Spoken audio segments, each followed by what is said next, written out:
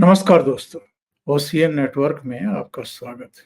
कुछ अनयूजुअल होता हुआ दिखाई दे रहा है और वो भी अमेरिका की ओर से। एक दिन पहले ही अमेरिका के जो नई दिल्ली में स्थित राजदूत हैं, एरिक गारसेटी, वो मल्लिकार्जुन खड़गे से मिले और वो अकेले नहीं थे।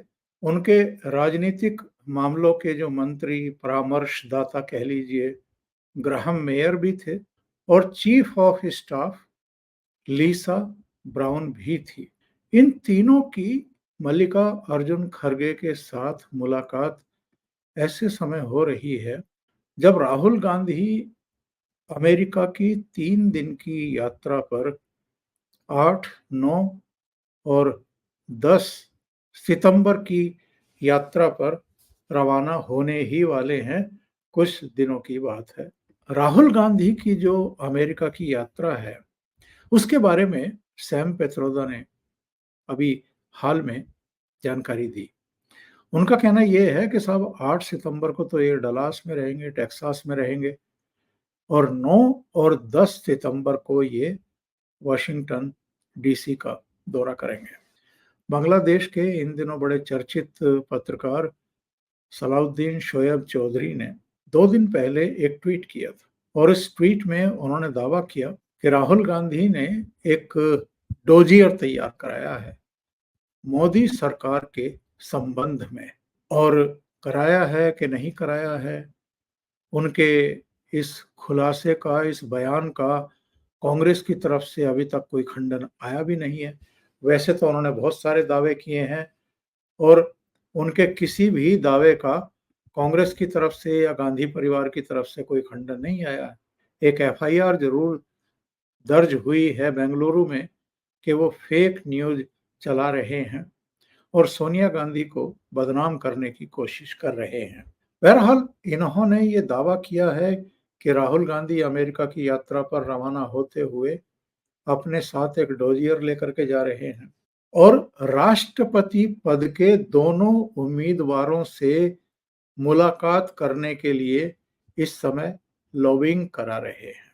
यानी डोनाल्ड ट्रंप से भी मिलने की उनकी इच्छा है और कमला हैरिस से भी मिलना चाहते हैं और उनको डोजियर सौंपना चाहते हैं। ये बांग्लादेशी पत्रकार का दावा है। इसमें कितनी सच्चाई है?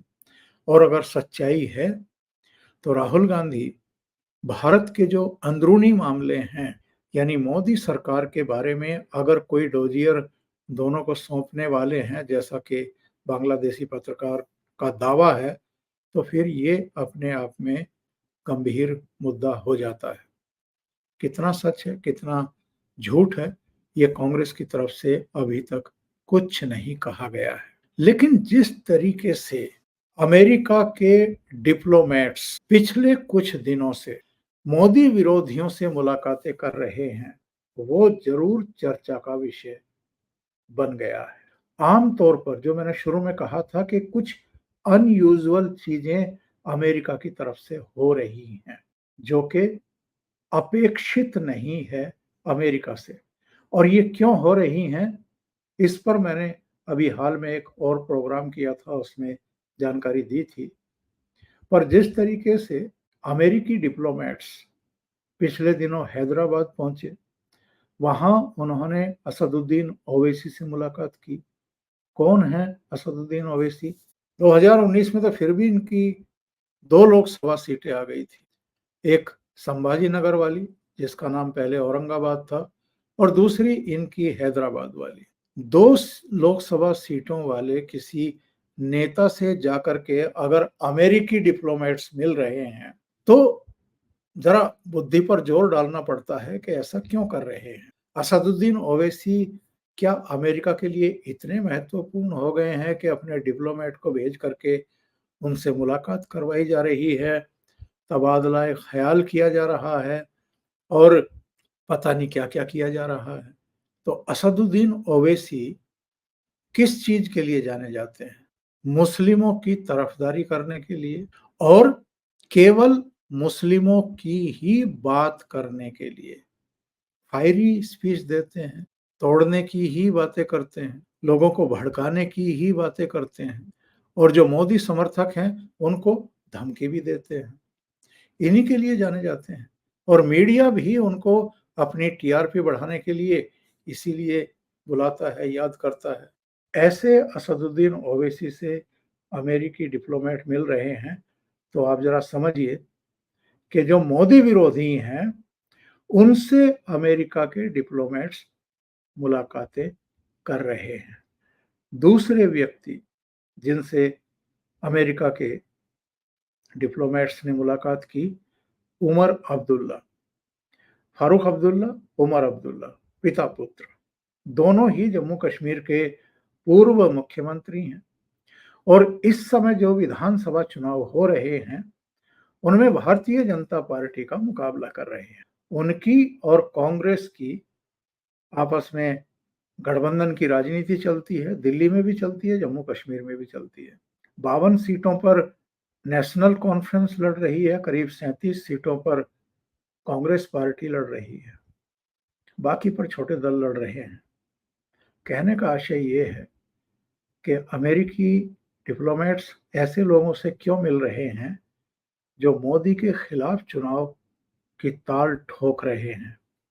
चंद्रबाबू नायडू एकमात्र ऐसे व्यक्ति हैं जो एनडीए का हिस्सा हैं और जो मोदी सरकार को समर्थन भी दे रहे हैं और उनकी सरकार में भारतीय जनता पार्टी भी शामिल है और उनके सांसद मोदी सरकार में भी शामिल है। ये कहना गलत नहीं होगा कि 240 सीटें हासिल करने वाली भारतीय जनता पार्टी अगर तीसरी बार सरकार बनाने में कामयाब हुई तो उसकी वजह चंद्रबाबू नायडू और नीतीश कुमार की पार्टी और कुछ छोटे दल भी हैं, वरना उनको सरकार बनाने के इस बार लाले पड़ने वाले थे। तो ऐसे में चंद्रबाबू नायडू से मुलाकात करना अमेरिकी डिप्लोमेट्स का, ये अपने आप में थोड़ा और चौंकाता है कि ऐसा क्यों हो रहा है। इसके अलावा रेवंत रेड्डी जो तेलंगाना के चीफ मिनिस्टर हैं, मल्लिकार्जुन खड़गे से मुलाकात राहुल गांधी के अमेरिकी दौरे से ठीक पहले। तो ऐसी क्या बातचीत की है अमेरिका के नई दिल्ली स्थित राजदूत गारसेटी ने, ये अपने आप में अब चर्चा का विषय है। इनके अलावा अमेरिकी दूतावास में पिछले दिनों अलग अलग ग्रुप से, अलग अलग समुदायों से कुछ मुलाकातें हुई हैं। जैसे जो आंदोलनजीवी हैं उनको बुला करके बातचीत की गई है। कुछ सोशल मीडिया इन्फ्लुएंसर्स को भी बुला करके बातचीत की गई है, चाय नाश्ता कराया गया है और उनसे अपेक्षा की गई है कि जो अमेरिका का अपना मत है, अपना नैरेटिव है अलग अलग मुद्दों को लेकर के, वो जनता तक उसे पहुंचाने में मदद दे। अब ये जो सोशल मीडिया इन्फ्लुएंसर्स हैं, यूट्यूबर हैं या ट्विटर पर सक्रिय रहने वाले लोग हैं, ये वो तो हो नहीं सकते जो मोदी को सपोर्ट करते हैं। इनमें मोस्टली वही हैं जो मोदी के खिलाफ ताल ठोकते रहते हैं। ऐसे लोगों से ऐसे समय मुलाकात, जबकि प्रधानमंत्री नरेंद्र मोदी मॉस्को की यात्रा करके आए हैं, इसके अलावा यूक्रेन की यात्रा करके आए हैं।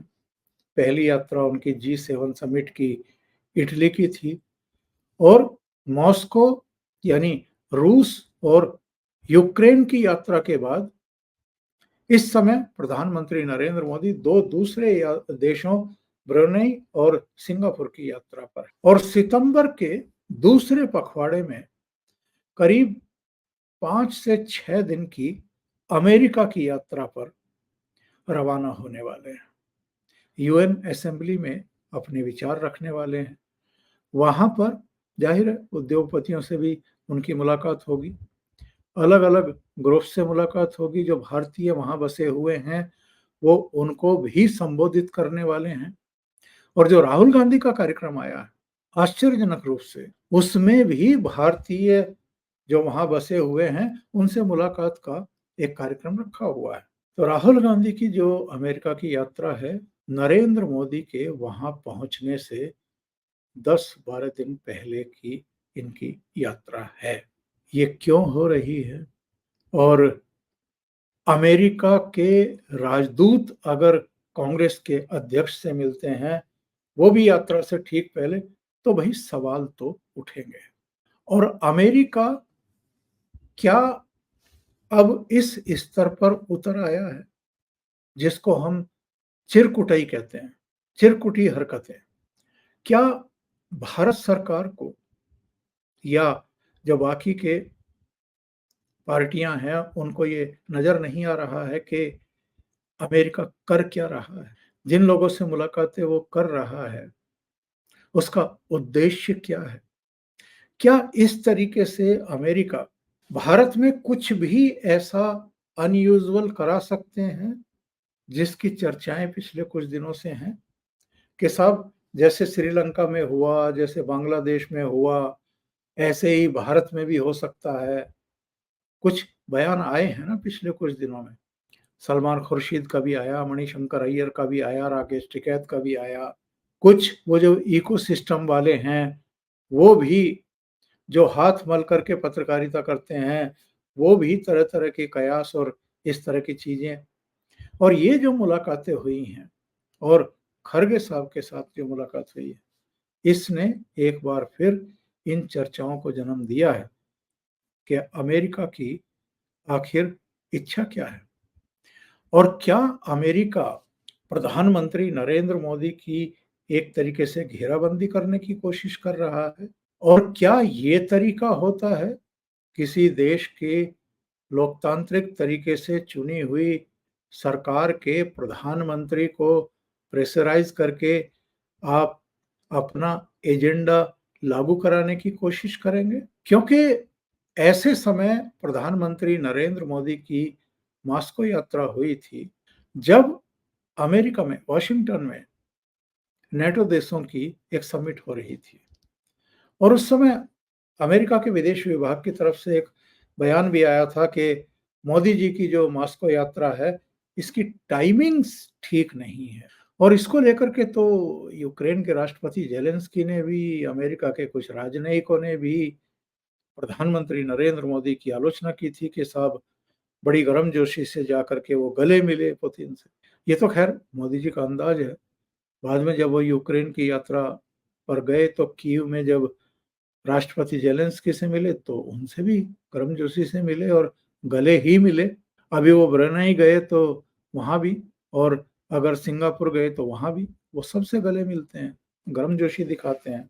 लेकिन जिनके पेट में दर्द होना था वो हुआ है। और अमेरिका को कहीं ना कहीं ये लगता है कि प्रधानमंत्री नरेंद्र मोदी अपनी स्वतंत्र विदेश नीति पर अडिग है। भले ही क्वाड में भारत शामिल है, जिसमें जापान, ऑस्ट्रेलिया और अमेरिका भी है, पर भारत तटस्थ और स्वतंत्र विदेश नीति और राष्ट्रीय हितों को सर्वोच्च स्तर पर रख करके अपनी विदेश नीति तय कर रहा है।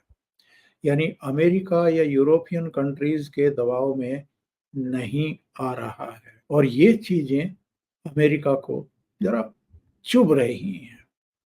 लेकिन चुभ रही हैं, और प्रधानमंत्री पद पर अगर नरेंद्र मोदी हैं तो भाई उनकी सेहत पर तो कोई फर्क नहीं पड़ेगा। और ये जो हरकतें हो रही हैं, असदुद्दीन ओवैसी से मिलना, चंद्रबाबू नायडू से मिलना, रेवंत रेड्डी से मिलना, उमर अब्दुल्ला से मिलना, फारूक अब्दुल्ला से मिलना, मल्लिकार्जुन खड़गे से मिलना, अलग अलग आंदोलन जीवियों से मुलाकात करना, इन सब से अमेरिका खुद एक्सपोज हो रहा है। इससे प्रधानमंत्री की सेहत पर कोई फर्क पड़ेगी या वो भारत में अगर कोई संभावना तलाश कर रहे हैं बांग्लादेश जैसी, तो ये गलतफहमी भी अमेरिका की दूर हो जाएगी। यानी जो चिरकुटाई दिखा रहा है अमेरिका, उससे वो अपना स्तर बता रहा है। हुए एक महाशक्ति के रूप में अमेरिका की पहचान रही है, लेकिन इन हरकतों से उसकी अपनी वैल्यू, अपनी साख, अपना स्तर ही वो नीचे कर रहा है। अभी के लिए इतना ही।